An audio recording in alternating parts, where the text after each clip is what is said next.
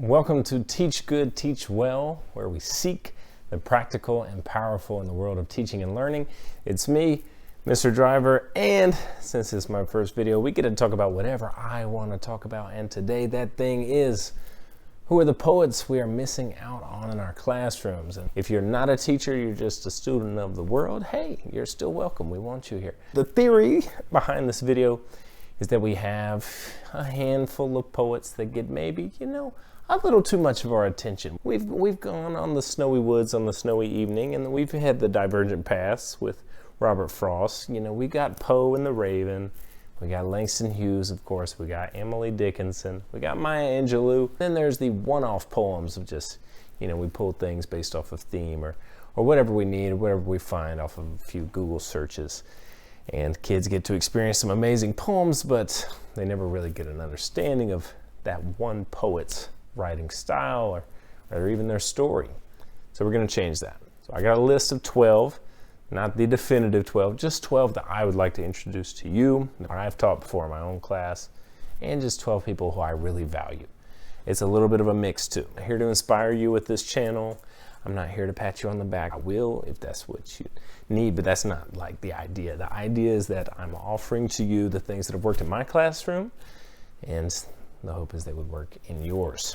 So these aren't in any particular order, but I do start with a personal favorite. That would be number 1, Claude McKay, a Jamaican son of peasant farmers, grows up in Jamaica, reaches adulthood, becomes obsessed with English poetry, moves to America, lives his adult life in America, and writes within the context of the Harlem Renaissance.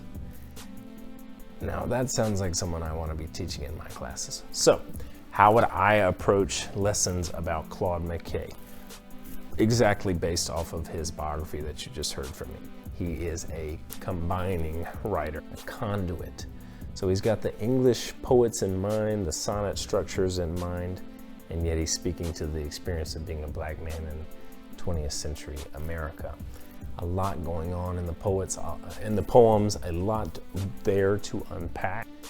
Delivered with the smoothness that maybe you come to think of the Harlem Renaissance with. But I also encourage Claude McKay because I don't want him to be the one that gets left out in the Langston Hughes bandwagon. Langston Hughes obviously is the towering figure of the Harlem Renaissance, but there's other voices that require our attention in that era, and I think Claude McKay is the one. If I had to pick one for my classes, that's what I'm going with. Where do I start? Maybe a little bit on the serious side, but his poem, If We Must Die, is a very strong entry point into his writing style. After the Winter, and if your class is up for that discussion on race, the poem America, where McKay battles with his feelings of affection for the country he's immigrated to, and also the country that is repelling him the entire time he's here. That doesn't convince you to go check him out. I mean, what else can I possibly do? Claude McKay, that's our number 1. Number 2, moving on to a non-historical poet. She will be eventually, but we'll give her like 100 years before she's a historical poet. Elizabeth Acevedo. Now wait, don't leave the comment section and say, yes, I don't know, her fiction might actually be better than her poetry, but she is a slam poet at heart. A pretty darn good poet on the page, and she's written about as good of a young adult novel as you will find in Clap When You Land and The Poet X. Poet X I just taught in my class. Pretty good. Where do we go with Elizabeth Acevedo? The great strength of her poems is the ability to actually sound like how humans sound. So she has the sensibilities of the slam poet built into poems that end up on the page, and you hear the voice of someone, especially if your students have listened to one of her slam poems, have that voice, that powerful voice that she brings to the stage in their heads when they move to the page. I find that to be a very powerful experience because it's not just this disconnected, my teacher picked out some random, Mr. Driver's got some random poem that he likes again. No, this is that same lady, this is that same woman who was speaking to that experience now in a new context, and I find that they're able to follow that. Where do we start with Elizabeth Acevedo? If you want the performances, Rat Ode, which you can find linked in the description below, and absolutely Afro-Latina, probably one of the first poems you'll find searching YouTube for spoken word poems. Afro-Latina, pretty powerful. Number three. Okay, we're just starting off with my favorite people. My favorite poets, period. No modifiers needed. Number 3 on our list is the great Gwendolyn Brooks. I'm not sure how she is not in that first list that we gave at the beginning of the video of those people that we see all the time. Somehow she has turned into the We Real Cool poet. Yes, that is an amazing poem, but it is far, I mean, it's not her best. And it's definitely just an entry point into a much larger conversation your students should be having about the work of Gwendolyn Brooks. Why is she so good to teach? She maybe is the most influential poet of the 20th century. It's me teaching Gwendolyn Brooks. I'm starting with We Real Cool. Yes, I'm including the audio version where you get a lot of her personality to come across as she's explaining her poem. If you haven't, that's just an entry point though. It goes a lot further. The other way I'm approaching Gwendolyn Brooks is the language she uses. She's able to talk about normal situations, but also heighten the language when it is called for. An example of that is her poem, Paul Robeson, which has the amazing line, "We are each other's magnitude and bond," one of my favorite lines in all of American poetry. Gwendolyn Brooks, a woman you simply cannot miss if you're teaching, I'm gonna say any class. You're teaching auto mechanic class, you're teaching wood shop, incorporate her somehow, and you'll thank us later. Last recommendation for Gwendolyn Brooks, if you want to, step up maybe to one of the higher echelons of her text, would be Lovers of the Poor. Another, this ain't your day one poem with her, but I do think it would be a solid choice for a more in-depth or, short response, close reading type of poem. There's a lot of meat on that particular poem. There you go. Number 3, Gwendolyn Brooks. You'll thank me later. And to interrupt the list, if you're getting value from this video, I'd ask that you press that subscribe button. I mean, really, this is an opportunity for you. Right now, it's my mom, my wife, and my school email account all subscribe to this channel. That is pretty elite company you may want to join. You could be number 4, maybe 5 by the time you're watching this. Back to the list, though. Well, we've come out of the gate pretty hot here. Number 4, speaking of influential poets, America's reigning poet. She's the one who so many other of our best poets right now, she is their inspiration. And probably that will continue for at least another generation or two. Nikki Giovanni. Where do we begin with Miss Giovanni? Again, I'm entering into that conversation of how she is kind of the roots of a larger tree that branches out. And so many poets have direct and indirect influences from her. She is able to speak about race, the experience of being a woman in America, the experience of just being a human being, also seamlessly and also together, in a way that is never dishonest or shies away from the honesty of her lived experience. She's able to handle being really critical, but also really being human, emotional, and vulnerable at the same time. And not that I'm a poetry expert or anything, but that would be how I would describe modern American poetry, being able to be honest and critical at the same time as being openly emotional and honest about where you're at. She's been doing that. That is her work, at least in my view. So where do we start with? Nikki Giovanni, not our easiest poet, has some more accessible poems, but I'm starting with Nikki Rosa, If It's Me, where she discusses basically growing up poor and black in America and it's not probably, and it's not a light poem by any means, but it is a poem I think that can be accessed pretty easily, and enter into a bigger conversation. And then, if you want to graduate up from that, we have her poem Ego Tripping, which is a fantastic one, kind of like what we said with Gwendolyn Brooks and her more advanced works.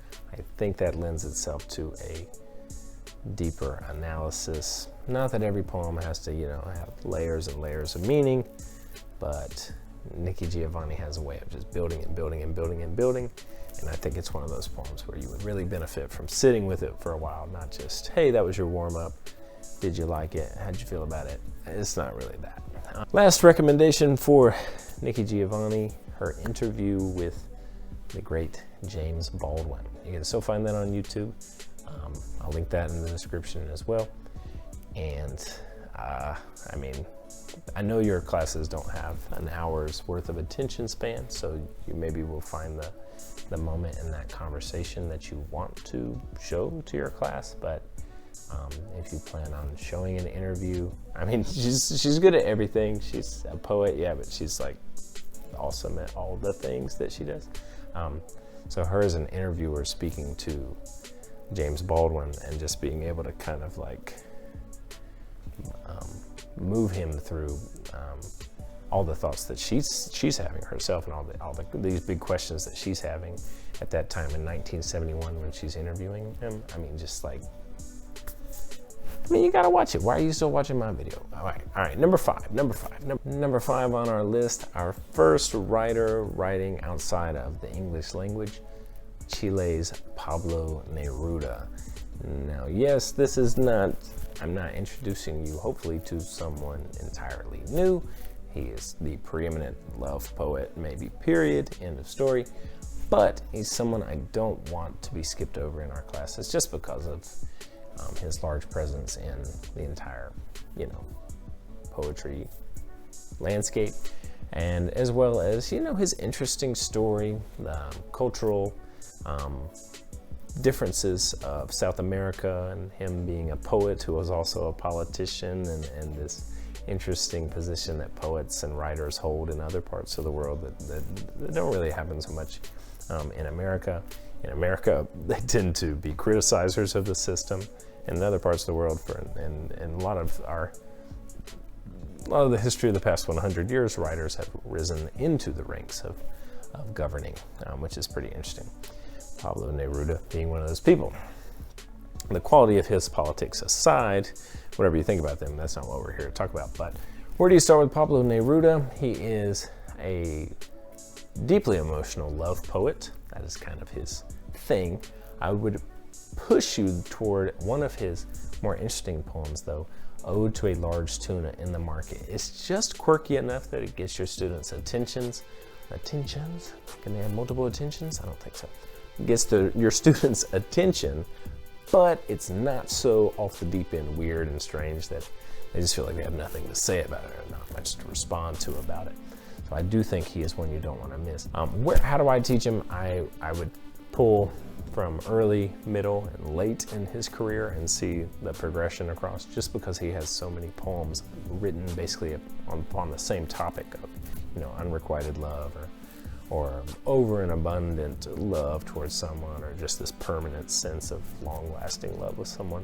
Picking out 3 of those, I'm not going to do that work for you. You would pick out the 3 that fit for your students, but and obviously any translation work with him, but that's pretty low-hanging fruit for our purposes here. But number 5, Pablo Neruda. Yes, you're allowed to comment in the comments below and say you should have picked Gabriela Mistral as our Chilean poet, but hey, it was my list. Leave me alone. Or don't. And at number 6, we have the poet Terrance Hayes. If you want to know Terrance Hayes and his style summed up in one quote, he says, "Language is always burdened by thought. I'm just trying to get it so it can be like feeling." There is, from my perspective, for what that matters, there's not a better sounding poet that I've read. He's able to really step away just from, making a point or having his, critical perspective on whatever experience or diving deep into his own emotions. That's the work of a lot of poets, and that's valuable work. He's able to approach language from the sound of language. And if you hear him read his own poems or you read them for yourself, it's almost hard to read it just inside of your own head without making the words come to life, as cheesy as that sounds. So how am I approaching teaching Terrance Hayes? From the perspective of how does he take language almost, I know I'm fanboying, yes, whatever, if I can even do that in this video.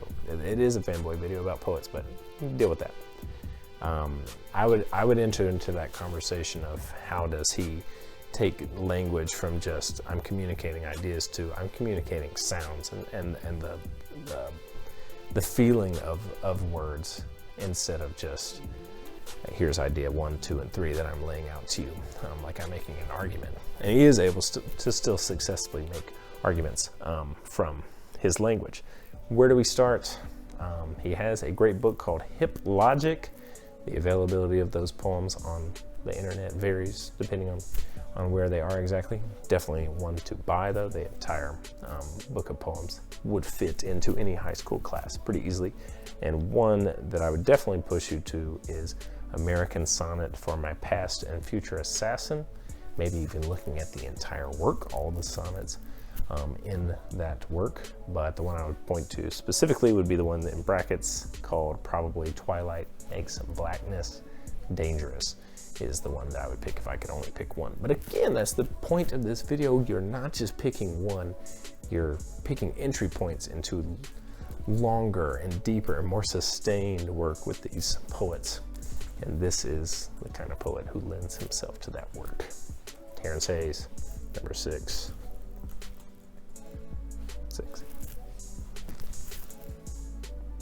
So that does it for part 1 of our list of the top 12 poets we should be teaching in our class. I'm Mr. Driver. This is Teach Good, Teach Well. Your homework for today's lesson, you got to go watch part 2 now. Don't forget to press that subscribe button before you go.